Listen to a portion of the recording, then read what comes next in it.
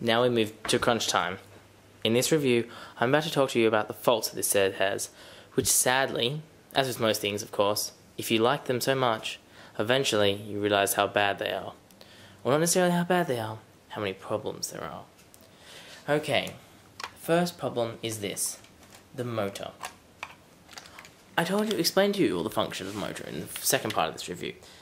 But here we can see right away that with all these gears and axles, something got to go wrong. And it does. The first most noticeable problem I had with the motor in experiencing this set was the one I had with this. Now, the motor that this came with, which as we can see is the post office loader, was very worn, and so the pin was loose.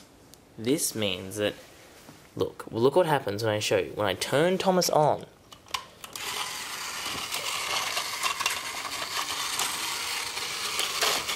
look, there you have it. Thomas skips stopping because the little white switch which I showed you earlier hits the gear part instead of waiting to hit there, meaning Thomas doesn't pick up the ball. As I showed you before, also advertised, is the fact that you can fold in the pins as I've done here and roll Thomas along the ground. Sure, but if I turn him on, this is where things get interesting.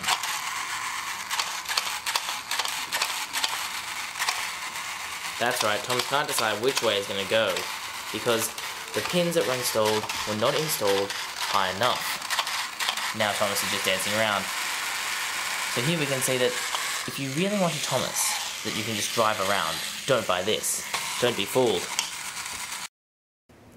But as I'm about to show you, there are more problems with the motor than what you think. A common troublesome spot is here, in this loader. Balls, as we know, can easily get caught between here and cause Terrence to a sprawling. And the elevator, this is always going to be a problem. If we think about it, all the gears and everything, meaning that there's going to be plenty of trouble. Certain motors either will get stuck in the elevator, or when they come out of the elevator, this train will mysteriously reverse here and go straight back into it, causing it to derail. So be warned. Despite the fact these loaders have good looks and good functions, there are plenty of problems surrounding it.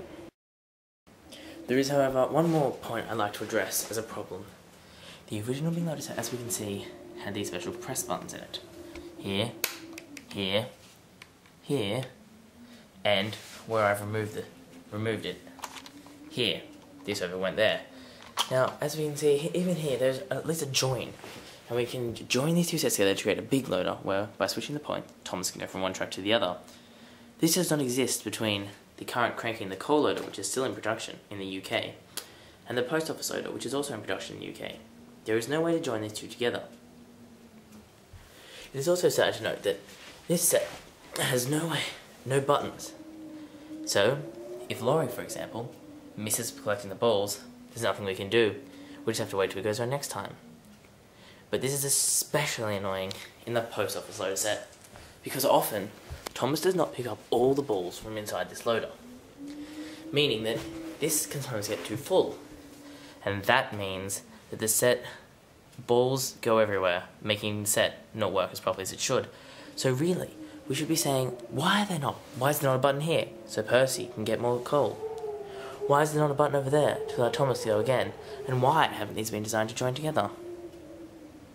So, really, these toys, due to their lack of playability and interaction, should really enjoy those most who like watching and understanding the mechanics, as I do, of these sets.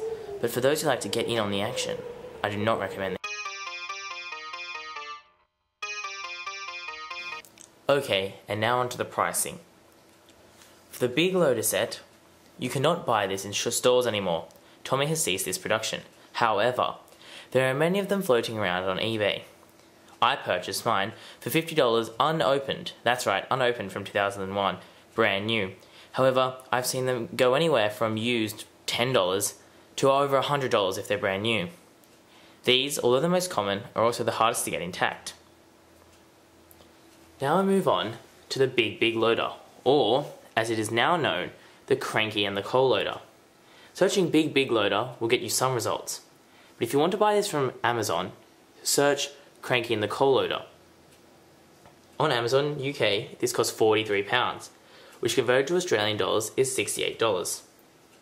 I, on the other hand, paid $15 for mine. However, it was used, didn't have a box, and as you can see, has this part here, which is meant to join Cranky to the rest of his arm, missing. And now on to the third and final set, the Post Office Loader set. This set is also still in production, and you can find it on Amazon for about £21 or £22, depending on the day and if it's on special. And in Australian dollars, that's $34. I purchased mine for $10.50. It was also used, but included the box. However, if we have a look here, this bit's been broken, but does not affect the overall playability of the set. These sets have actually come down a lot in price. Originally, this was more like $80, and on the Tomy website, sometimes when it's on special, it still comes out that much. I would have to say that these sets are often quite worth the amount of money you pay for them, but you wait for my final decision.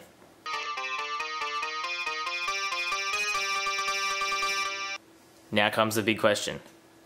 Would I buy these sets? Well, I've already bought them, but would I recommend them?